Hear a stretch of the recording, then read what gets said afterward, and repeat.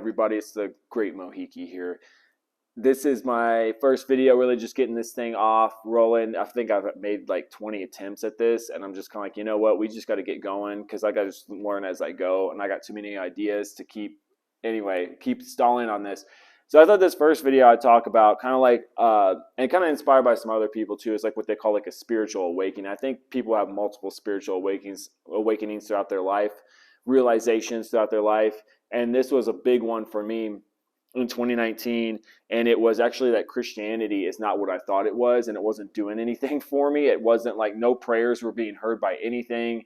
And I'll tell you this right now, and just hearing the other person talk about their spiritual awakening that they had was that they went through years of kind of like darkness afterwards. And he used the word ungrounded. So like kind of like what my understanding of being like ungrounded is like you're just kind of like floating, like you kind of fall for stuff, like you're not really getting anything done, like you're not really like it's a very tough, it's a very weird place to be.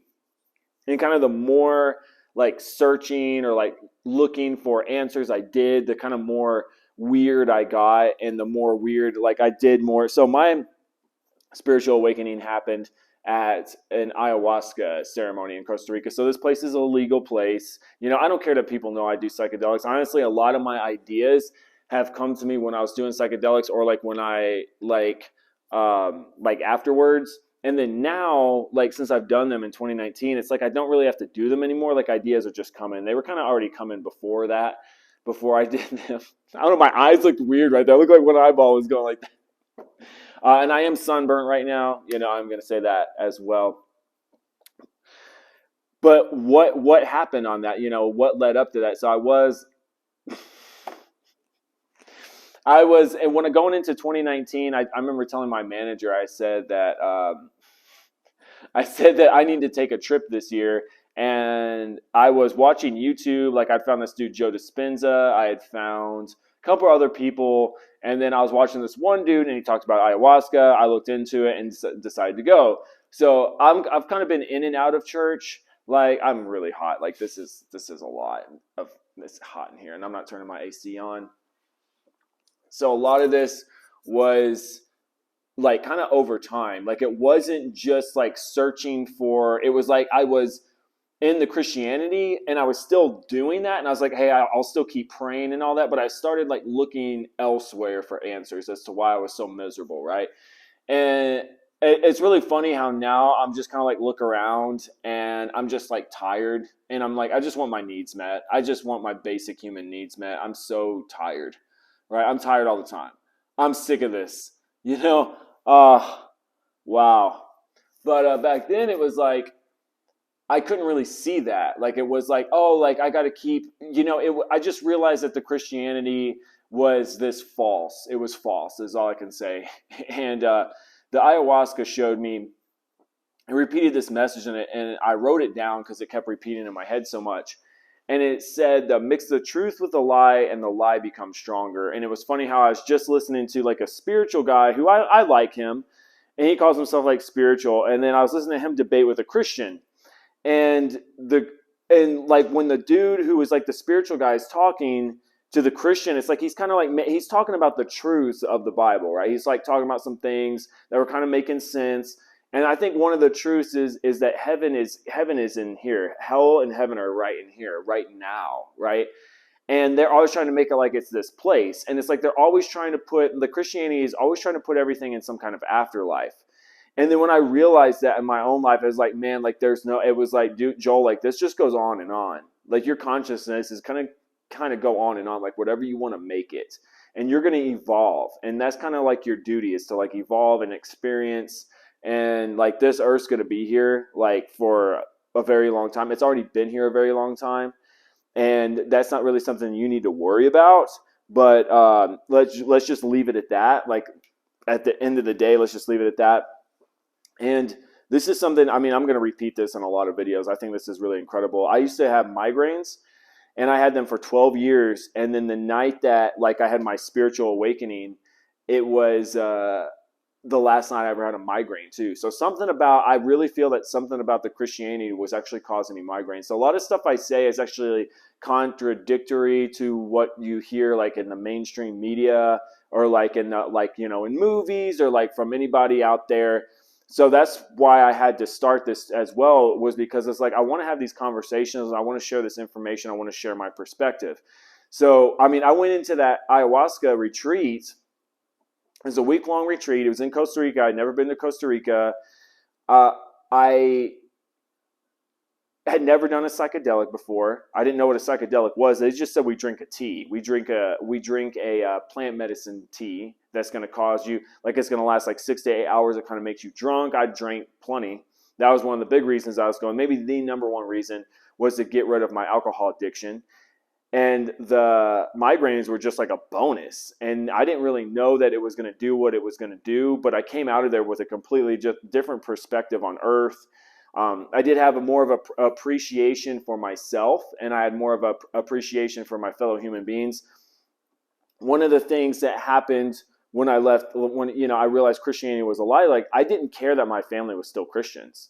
And I can't remember exactly what I would say to them, but I'm pretty sure I was pretty open about like, hey, I'm not a Christian anymore, and that's okay. Like, I don't mind if you guys are. I was like super, and that's just kind of like living in a false reality. Like, these people have killed a lot, and the Bible has a lot of violence, and there's a lot of conquest, and there's, it's in the Bible. And you look at our country, and our country is kind of like really okay with violence. And at the center of our country is the Bible. Our last presidents have been sworn in on the Bible. You go into a courtroom and you're swearing on the Bible, and the judge is wearing that big black robe, like you low life person, and in those ceremonies. I don't know if I said this, there's 4 of them, they're back to back. So they kind of like increase in intensity. It was the 4th one that I lost my Christianity. Right? I saw that I had never made this decision with like a consciousness, right? It was like when I was a little kid, it was forced on me over and over, and I was threatened to be kicked out of the family if I didn't go to church. I was threatened with hell if I didn't, say the prayer. I was threatened by my family, by my dad was a pastor, still thinks he's a pastor. And, it was like forced upon me. So that was child abuse. So I never got to make that decision, guys. So I was at 30 years old, and I was still a Christian, and it was something that I never chose. And here I'm suffering from it. And here's something I hear. And one of the reasons I'm really excited to make videos is because I'm kind of tired of people like saying stuff that's kind of like BS. Like they say, like, oh, you're responsible for everything after your 18th birthday. That you're responsible when you're a grown up. Like, actually, no, you're not. Your brain has grooves, and this is something like I can't wait to make more videos and cite some actual like science. This is true. Like, your brain develops like grooves. It develops like neural connections. And they'll keep running to the day you die if they're not checked, right? And ones that are like ignored, they go away. This is like where addiction comes in. And this is something I realized with the Christianity. It's like an addiction, okay? It's an addiction to a story that you are friends with the almighty creator of the universe. And this dude's going to give you eternal life forever, and everyone else is going to, and anyone else. It doesn't really matter about anybody else. If they don't decide to do it, that's their own choice. But you're going to get to go to Magic Gold City for all eternity and have all your little needs met, and you'll never die, and you get to worship God forever. Now that gave me a lot of anxiety as a kid, but that's the story, and it's similar to, and like when people are getting questioned about this by me, and I noticed how they were acting. I would compare it to someone who is like addicted to weed or maybe addicted to nicotine, and even probably alcohol, is where like when they're in the addiction and they're with a group of people who are doing the addiction and they're excited about it. Oh, we're getting together, we're drinking tonight. Oh, we're getting together, we're going to smoke, and then we're going to like watch this movie, we're going to play these video games. Like when you're in a group of people like that, and then you try and tell one of the people like, hey, listen, like actually like, weed, when you do it over a long period of time, it's actually going to mess up your brain and cause your brain not to make certain types of chemicals. And then like you'll have to stop at some point, and it's actually going to hold you back. Oh, alcohol, like that's actually messing up your liver. Your liver's having to do extra work to process all that alcohol. It's actually causing your brain to be depressed. It's actually a depressant. And you can line up all these facts, and the person's either going to ignore you, they're going to say, they're just going to say like, shut up, unless they're like someone who's like, hey, listen, I think I got a problem here. I need some help. And that's how I was when I went to the ayahuasca. I was like, you know what? I'm just letting go of everything that I've ever thought was true. And I'm here to I'm willing to question everything. And that was my intention. I said that out loud and I meant it. And there was a guy there who was a Muslim, and he skipped the fourth night. You would do like 4 nights, and it would be like a ceremony. There's 80 people there. Everyone drinks together. They have medical staff on standby. They have people overseeing. You have like the spiritual, like shaman people there, and then you have like just the medical staff on hand. And the Muslim guy skipped the 4th ceremony. He said, I'm good to go. And I actually was saying the same thing to the shaman as well. Like, you have like an interview with the shaman guy who makes the medicine. He's a Colombian shaman. And he was like, okay. I was having a little interview with him, and he's like, okay. And I was like, yeah, I'm good. I don't really think I need this 4th ceremony, blah, blah, blah, but I'll do it anyway, get my money's worth. But, it's just like, I don't really have. And then after that night was over, it was it was the craziest night of my life. Nothing has come close to it since then. And I went up and talked to him the next day, and he said, I just saw a low self-esteem on you, is what he said. When you came up and talked to me, he's like, I don't know how to say it in English, but he's like, I saw a low self-esteem on you. I noticed that's what the Bible does. Like, it mixes truth with a lie, and it like traps people, and it's just like an addiction. And it's also like a manipulation because it's mixing truth with lies, right? So it's mixing like, heaven and hell. It's mixing like, you can have like the life you want. There's powers higher than us. We're some kind of divine beings. We can do great things. But it also mixes in where, you have to pledge allegiance to this deity. Otherwise, he's going to torture you and kill you forever. And you're supposed to be okay with that because he's above you, is what they tell me. So I looked into the Bible. I saw human sacrifice in there. I was like, how was I overlooking this? Abraham's asked to kill his son, and that's insanity. And then the Christians always defend it by saying, oh, well, Abraham was told at the last second that God was just testing his loyalty. I'm like, so when has a human being ever tested someone else's loyalty by asking them to murder their children? And then the person's actually going to go do it. And they actually think that someone asking that person to kill in the first place children, and then these people want to talk about abortion. Like, anyway, this is just the intro. Those are just some things I noticed. It was a very shameful time for me. I had to call and apologize to a lot of people. It wasn't until months later I actually posted on Facebook. I said, I'm no longer a Christian anymore. Lost all my friends in church, lost all of them because it's conditional love. You have to be part of the same cult to get in there.